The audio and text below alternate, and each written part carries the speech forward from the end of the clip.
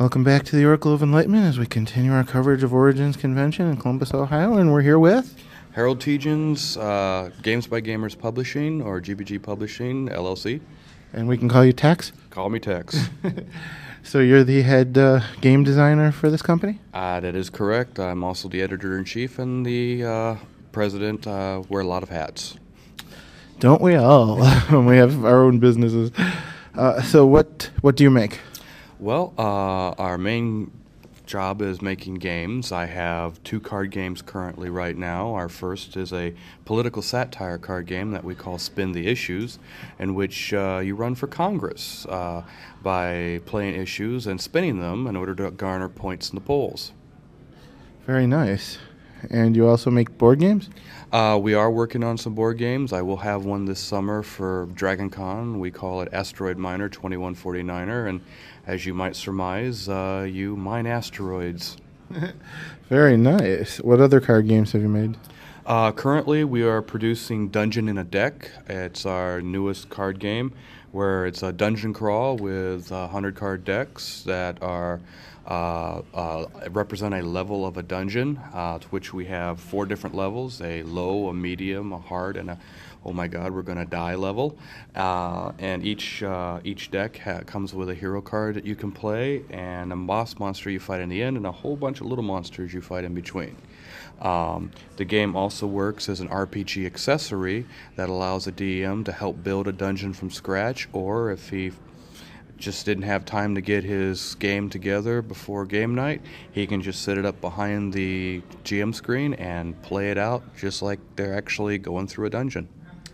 Very cool. And you said you were working on an RPG too? Our RPG is in the early stages. Right now we're focusing on the Dungeon in a Deck, which is our introduction into the game world that we're producing that will actually be explored later in the RPG. I see. Very nice. What's your website? Our website is gbgpublishing.com. Very good.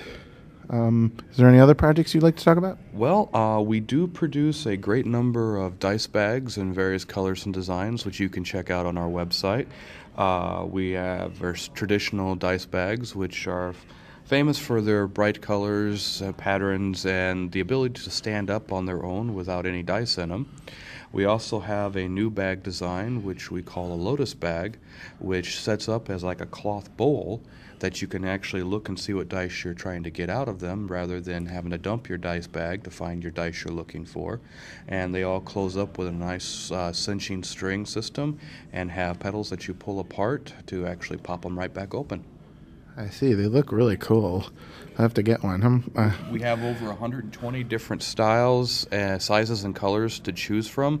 We have as small as our mini, which holds our Lotus Gem tokens, all the way up to our haversack of holding, which will hold over 20 books, a laptop, and anything else you want to throw in it. Wow. I like that. It's really cool. And just like our regular bags, it cinches shut, and you can pull them in.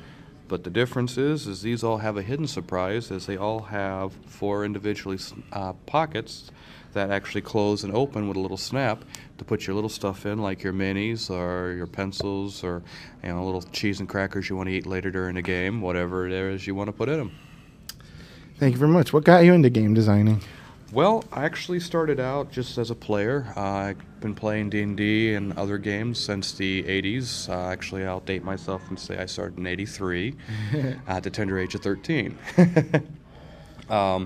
As years progressed, my family-owned comic book stores and game shops. I continued playing games through college and into my adult years. And I eventually wound up getting work for a comic book publishing company as a writer and publisher. So I got to learn all the ins and outs of the industry. And when I left that job and went back to my family business, I kind of missed the publishing aspect of that stuff. So I hooked up with a couple of friends. We decided to give it a shot, and we got hooked up with a bunch of people I used to know and a few new ones for publishing, and we went to them with some money and an idea, and we just started producing games. Very good. Well, thank you very much for granting us this interview, Tex. Oh, thank you. Thank you very much. Anytime, any place.